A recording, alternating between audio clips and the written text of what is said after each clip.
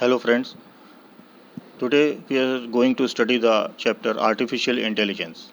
So first of all, I am clearing the picture in front of you that what is artificial intelligence and how it works. So students, सबसे पहले मैं आपको आज पढ़ाऊंगा artificial intelligence और मैं एक पिक्चर क्लियर करूंगा आपके सामने कि आर्टिफिशियल इंटेलिजेंस होता क्या है और इसका यूज़ हमारी डेली लाइफ में क्या हो सकता है और इसका क्या बेनिफिट होगा हमें.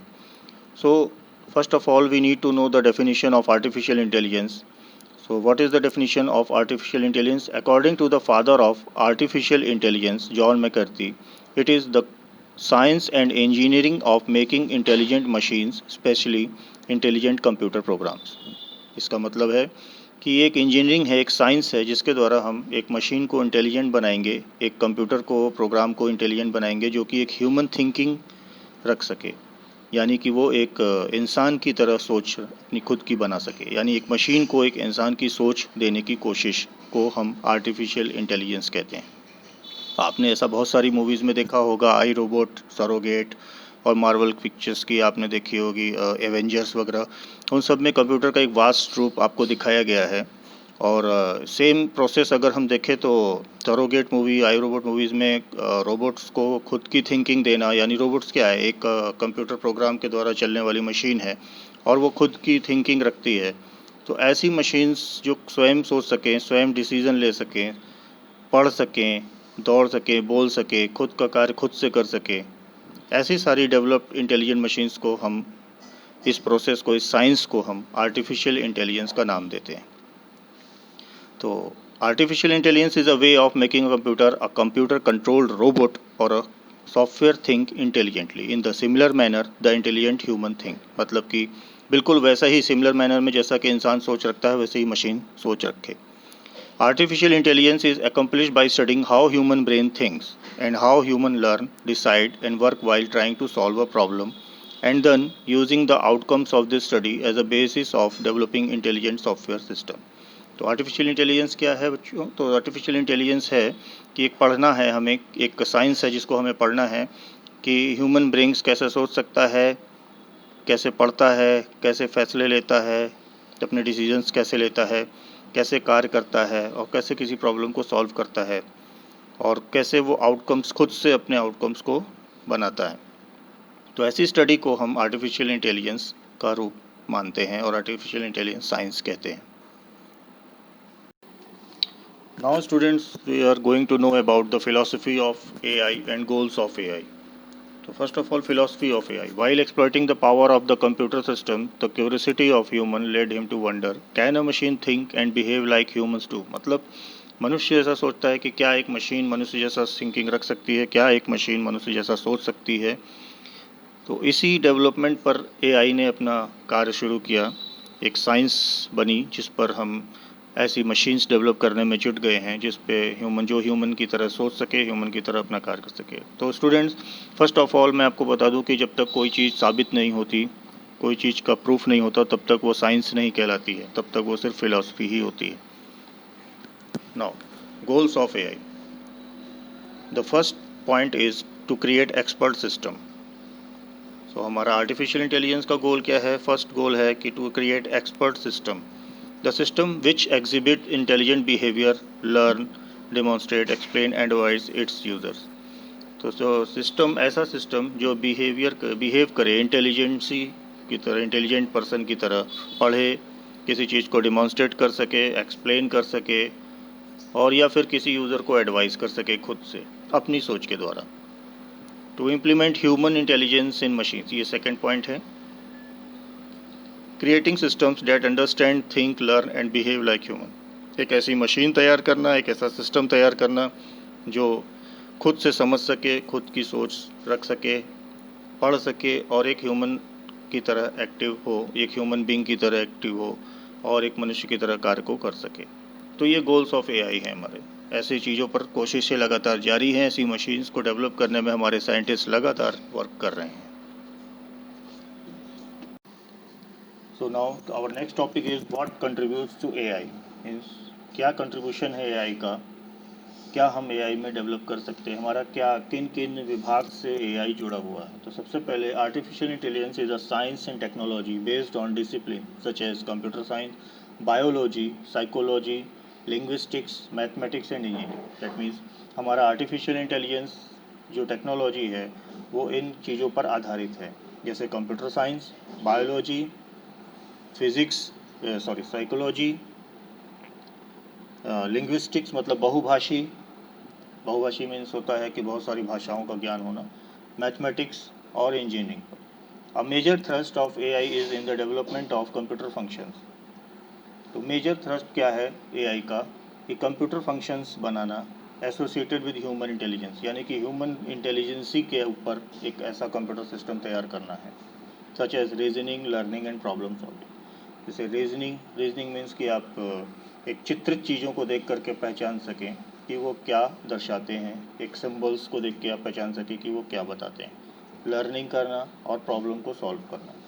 Out of the following areas one और multiple areas can contribute to build an intelligent system. इन सारे एरियाज़ के अलावा हमें ऐसा मल्टीपल एरिया क्रिएट करना है, यानी कि जैसे आपने देखा कि computer science, biology, psychology, linguistic, mathematics, engineering, सबको एक में मिला देना और एक में मिला दे करके एक ऐसी मशीन तैयार करना जिसको हम इंटेलिजेंट सिस्टम कहते हैं। Now there is components of AI. आप यहाँ पर देख सकते हैं components of AI artificial intelligence centre में है और उसके चारों तरफ उसके कंपोनेंट्स हैं। तो आप यहाँ पर देख सकते हैं philosophy, computer science, psychology, neuron science, biology, maths, sociology, इन सारी चीज़ों को हम इसका कंपोनेंट कह सकते हैं। इन सारी चीज़ों से आप अच्छी तरह से वाकिफ़ होंगे। तो इन सभी चीज़ों को हम एआई का कंपोनेंट कहेंगे। इन सब को मिक्स करके ही एक इंटेलिजेंट सिस्टम तैयार करना होता है, क्योंकि मनुष्य के अंदर इन सारी चीज़ों का भरमार होता है। एक मैथमेटिशियन हो सकता है, बायोलॉजिस्ट हो सकता है, न्यूरल साइंस का ज्ञाता हो सकता है, साइकोलॉजिस्ट हो सकता है, कंप्यूटर साइंस का मास्टर हो सकता है, फिलॉसफी का जानकार हो सकता है और सोशियोलॉजी से संबंधित हो सकता है। तो इन सारी चीज़ों को एक करके अगर हम एक पर्टिकुलर मशीन में इनबिल्ट कर देते हैं, एक इंटेलिजेंट मशीन तैयार करते हैं, तो ये एक आर्टिफिशियल इंटेलिजेंस का बहुत बड़ी उपलब्धि होगी और इसे कंपोनेंट्स ऑफ एआई भी कहते हैं। Students, now we are going to study the AI technique. तो यहाँ पर दिया हुआ है what is AI technique. In the real world the knowledge has some unwelcome property. हमारे रियल वर्ल्ड में कुछ अनवेलकम प्रॉपर्टीज़ होती हैं, जैसे its volume is huge next to unimaginable, यानी कोई इतना ज़्यादा वॉल्यूम होना और उसको ना समझ पाना, उसका इमेजिन न कर पाना। It is not well organised और वेल फॉर्मेटेड, वो वेल ऑर्गेनाइज भी ना हो और वेल फॉर्मेटेड भी ना हो। इट कीप्स चेंजिंग कॉन्स्टेंटली, जो पल पल बदलता हो। AI technique is a manner to organise and use the technology efficiency in such a way that. तो ऐसी चीज़ों को हम अपने एआई टेक्निक से बदल सकते हैं, कोशिश कर सकते हैं बदलने की। जैसा कि एक ह्यूमन थिंकिंग में आप सोचिए कि एक मनुष्य के बारे में सोचिए कि कैसे उसका माइंड डाइवर्ट होता है, हर चीज़ों में वो बदलता जाता है, उसकी सोच बदल जाती है, कभी वो कुछ करना चाहता है, कभी कुछ और करना चाहता है। ऐसी चीज़ें कोई फिक्स नहीं होता कि वो उसके दिमाग में क्या चल रहा है। तो ऐसी चीज़ों को हम मशीन में डालना, ऐसी चीज़ों को मशीन में इनबिल्ट करना कि वो क्या समझ रहा है, कैसे उसको करना चाहता है, तो मशीन भी उसी तरह से वर्क करे। क्योंकि मशीन में अगर हम प्रोग्राम करते हैं तो वो एक फ़िक्स मैनर में हो जाती है। Fix manner in the sense कि मतलब हमने इसे जो कहा, जो उसको इंस्ट्रक्शंस प्रोवाइड किए या जो भी उसको हमने तो जिस तरह से हमने उसको कंस्ट्रक्ट किया वो उसी प्रकार से काम करती है। लेकिन अगर मशीन कुछ इस तरीके से करे कि वो मनुष्य की तरह से वर्क करे, कि जैसे कि मनुष्य का थिंकिंग बदलता है ना, कभी वो घूमना चाहता है, कभी बैठना चाहता है, कभी दौड़ना चाहता है, कभी वो मैथ्स करना चाहता है तो कभी साइंस करना चाहता है, समथिंग लाइक दैट। तो इस तरह से वो अपने माइंड को चेंज कर सकता है। तो इसी प्रकार से एआई टेक्निक को भी हम इस तरह से डेवलप कर रहे हैं, अपनी एआई टेक्निक लगाएं, एक मशीन को बनाएं जिसमें कि मशीन भी कुछ इस तरीके से वर्क करे। That is the perfect AI technique, इसी को हम परफेक्ट एआई टेक्निक कहते हैं।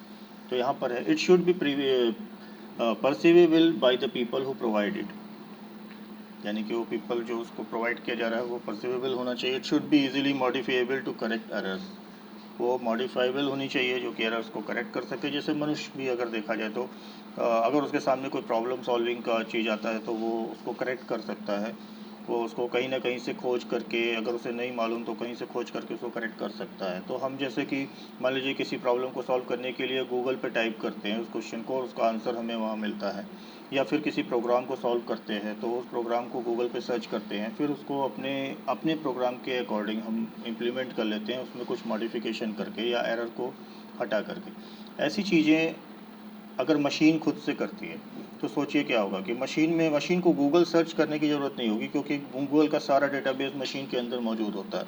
तो सपोज अगर किसी प्रोग्राम को एक मशीन को बनाना हो, एक नया प्रोग्राम जिसके बारे में मशीन में ऐसा कोई प्रोग्रामिंग ना की गई हो कि उस प्रोग्राम को वो जानता हो, ऐसे प्रोग्राम को अगर मशीन को बनाना हो तो वो क्या करेगा? सपोज मनुष्य की तरह, इंसान की तरह वो सर्च करेगा, वो अपने डेटाबेसेस में चेक करेगा। तो अगर हम सारे डेटाबेसेस को उससे जोड़ देते हैं, सपोज़ मैंने गूगल को जोड़ दिया, तो क्या करेगा? वो गूगल पे उस प्रोग्राम को सर्च करेगा, उसको निकालेगा और उसको डेवलप करेगा, और उसके बाद उसमें जो एरर्स हैं उनको रेक्टिफाई करेगा।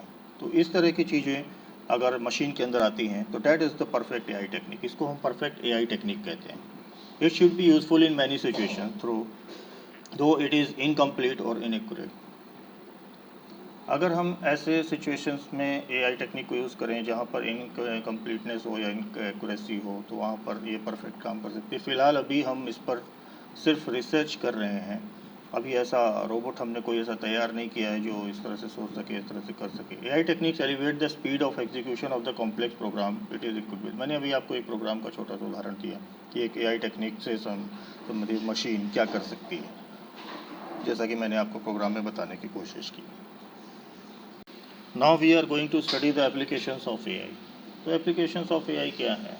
जैसे गेमिंग तो फर्स्ट एप्लीकेशन ऑफ एआई कह सकते हैं हम उसको, क्योंकि गेमिंग आप लोग गेम्स बहुत ज़्यादा स्टूडेंट गेम्स खेल रहे हैं, मोबाइल पे खेलते हैं, कंप्यूटर पे खेलते हैं, chess, poker, tick tech to या मिशन गेम्स, है ना, ऐसे सारे बहुत सारे, या फिर स्पाई गेम्स वगैरह बहुत सारे गेम्स आप लोग कंप्यूटर या मोबाइल पर खेलते हो। तो ऐसा सोचो कि मिशन गेम्स में जैसे प्रोग्राम किया जाता है, एक पिक्चर नुमा एक स्ट्रक्चर हमारे सामने आ जाता है, एक वीडियो, एक विजुलाइज वीडियो, कि जैसे लगता है कि हम ही वहाँ पे खेल रहे हो, हम ही मौजूद हो, ऐसा कुछ एकदम से आपके सामने पेश किया जाता है। जैसे पबजी को ले लीजिए, या और फ्री फायर वगैरह जैसे गेम, इस तरह से बहुत सारे गेम्स बने हुए हैं। और इसी चीज़ को रियलिस्टिक बनाने के लिए अगर हम कोशिश करें और आगे काम करें, जैसे चेस, पोकर, टिकटॉक टो का एग्जांपल ले लिए, चेस का एक छोटा एग्जांपल ले लीजिए कि सपोज़ कीजिए चेस अभी तो क्या है कि एक कंप्यूटराइज सिस्टम है, कंप्यूटराइज तरीके से वो सब चीज़ें चलती हैं, लेकिन सपोज़ कीजिए कि चेस को ऐसा प्रोग्राम कर दिया जाए कि वो खुद से सोच सके, खुद से अपनी चालों को समझ सके। तो वो क्या करेगा? सबसे पहले हमारी चालों को समझेगा और हमारी चाल के अकॉर्डिंग वो अपनी चाल फेंकेगा। तो अभी क्या है, अभी तो प्रोग्राम तरीके से सारी चीज़ें होती है कि ये ऐसा चला तो वैसा होगा, ये होगा, ये सब हम लोग पूरे रियलिस्टिक तरीके से नहीं कर पाते। एक प्रोग्राम तरीके से एक माइक्रो प्रोग्रामिंग करके उसमें फीड कर देते हैं। लेकिन अगर ऐसा हो कि वो सामने वाली मशीन आपका दिमाग पढ़ रही हो और वो आपकी चालों को ऑब्जर्व कर रही हो और उसके अकॉर्डिंग अपनी चाल बदल रही हो, तो फिर क्या होगा? ऐसी सारी चीज़ें हम लोग एआई में डेवलप कर सकते हैं। नेचुरल लैंग्वेज प्रोसेसिंग, तो next is natural language processing. इसमें बहुभाषी होने से, मैंने आपको पहले भी बताया, बहुभाषी होना, एक मशीन का बहुभाषी होना बहुत इंपॉर्टेंट होता है। किसी भी भाषा में एक मशीन बात कर सकती है, ये बहुत आसान भी है और बहुत मुश्किल भी। इसको डेवलप करना, जैसा कि मैंने आपको पहले भी बता चुका हूँ कि ये साइंस है, और इतनी सारी भाषाओं का ज्ञान एक मशीन के अंदर डालना। Now the expert system, there are some of applications integrate machine software and special information to impact reasoning and advising. जैसे रीजनिंग के बारे में आप जानते हो कि एक चित्रित उदाहरण हमारे सामने होता है, कुछ सिंबल्स, कुछ साइंस होते हैं, उनको पहचानना, उनको देखकर बताना कि वो क्या कर रहे हैं। जैसे हाई कोर्ट वगैरह वो आपने देखा होगा, सुप्रीम कोर्ट, हाई कोर्ट में शॉर्ट हैंड टाइपिस्ट होते हैं जो कि कुछ चिन्हों के आधार पर उस चीज़ को लिखते हैं, जो कि जज वहाँ पर बोलते हैं उनको वो शॉर्ट तरीके से लिख लेते हैं और फिर बाद में उसको डिस्क्राइब करके उसका समरी तैयार करते हैं। तो बिल्कुल ऐसा ही एक एक्सपर्ट सिस्टम मशीन के द्वारा, सपोज़ कीजिए कि एक शॉर्ट हैंड राइटिंग वाले बंदे की जगह वहाँ पर एक रोबोट बैठा हो और वो ये काम कर रहा हो, तो जब तक उसके अंदर इस एक्सपर्ट सिस्टम को नहीं डाला जाएगा तब तक वो इस काम को नहीं कर सकता है। Now, vision systems. These systems understand, interpret and comprehend visual input on the computer. मतलब कि ऐसा सिस्टम जो देख करके किसी भी कार्य को आसानी से कर सके। जो काम हमको पर्टिकुलर अलग अलग डिवाइसेस से करना पड़ता है, वो सारे काम उस पर्टिकुलर मशीन के अंदर आ जाए। जैसे एग्जाम्पल के तौर पे spying aeroplane takes photograph which are use to figure out spatial information और मैप ऑफ द, एक स्पाइंग एरोप्लेन का यूज़ कर सके तो स्पाइंग एरोप्लेन का यूज़ करना पड़ता है हमको, तो वो मशीन एक ह्यूमन बींग अगर उसको चलाता है तो एक पर्टिकुलर अलग मशीन हो गई। सपोज़ कीजिए आपकी जो मशीन है, आपका जो रोबोट है, वो खुद इस काम को करने में सक्षम। Doctors use clinical expert system to diagnose the patient. Doctors क्या करते हैं, क्लिनिकल एक्सपर्ट सिस्टम्स यूज़ करते हैं किसी पेशेंट को डायग्नोज करने के लिए। सपोज़ कीजिए कि आपकी मशीन के अंदर वो सारे क्लिनिकल एक्सपर्ट सिस्टम पहले से ही डेवलप कर दिए जाए। Police use computer software that can recognise the face of criminal with the stored portrait made of forensic artist. Police use करती है कंप्यूटर सॉफ्टवेयर जिसके द्वारा किसी की फेस को रिकॉग्नाइज कर सकते हैं, उसका हाथों का जो पोरों का चिन्ह होता है, फिंगरप्रिंट्स जिसे आप कहते हैं, या फिर फेस रिकॉग्निशन। ये सारी चीज़ें हमें अलग अलग मशीनों के द्वारा प्राप्त होती है। लेकिन अगर यही सारी चीज़ें एक कंप्यूटर के अंदर, एक मशीन के अंदर, एक रोबोट के अंदर डाल दिया जाए तो वो क्या करेगा। आपने ये इस तरह की बहुत सारी मूवीज़ बन चुकी हैं रोबोट पे। ड्रेड मूवी आपने देखी होगी, तो ड्रेड मूवी में भी ऐसा कुछ बताया हुआ है कि वो स्कैन कर लेता है कि ये बंदा मतलब क्या है, ये क्रिमिनल है कि नहीं है, और अगर उसके हाथ में हथियार है तो खतरा कितने लेवल का होता है। ऐसा बहुत सारी मूवीज़ में आपने देखा होगा। तो वो सारी चीज़ें यहाँ पर मैं आपको बता रहा हूँ। फिर स्पीच रिकॉग्निशन, किसी भी भाषा को अपनी भाषा में कन्वर्ट कर लेना या फिर उसको समझ लेना। जो नॉइज़ होती है, वो जो भी मतलब चीज़ें हैं हियरिंग के समय आपके जो सामने आती हैं, उन सब चीज़ों को समझना। स्पीच रिकॉग्निशन से ये समझना कि ये लेडी है या जेंट्स है, समथिंग लाइक दैट। और भी बहुत सारी चीज़ें हैं।